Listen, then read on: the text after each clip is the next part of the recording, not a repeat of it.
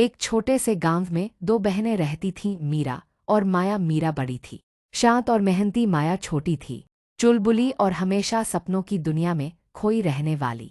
गांव वालों के लिए वे साधारण अनाथ बहनें थीं, जो जंगल से लकड़ियां चुनकर अपना गुजारा करती थीं। लेकिन किसी को यह नहीं पता था कि माया के पास एक जादुई वरदान था। माया जब भी अपनी आंखें बंद करके किसी चीज को छूती, वह चीज वैसी ही बन जाती जैसा वह सोचती। लेकिन उसने मीरा को वचन दिया था कि वह इसका इस्तेमाल कभी किसी के सामने नहीं करेगी, क्योंकि दुनिया जादू से डरती है।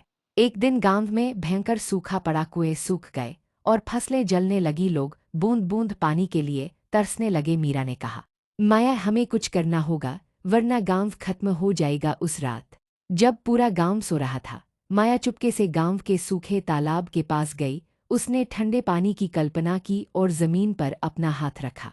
उसने मन ही मन प्रार्थना की। उसके हाथों से एक नीली रोशनी निकली। देखते ही देखते जमीन के नीचे से पानी का सोता फूट पड़ा।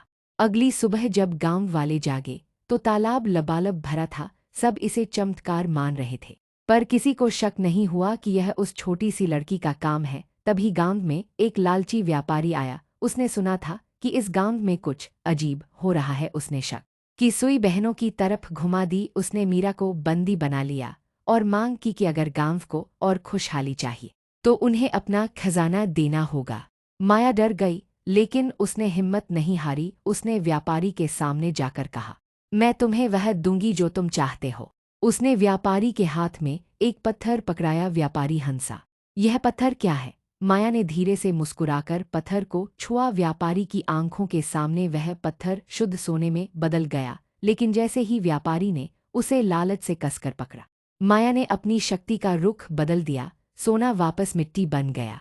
सीख जादू हाथों में नहीं, नीयत में होता है। माया ने साबित कर दिया कि वह अपनी शक्ति का उपयोग सिर्फ भलाई के लिए करेगी, लालच के लिए नहीं। वीडियो के नेक्स्ट पार्ट के लिए कमेंट करें।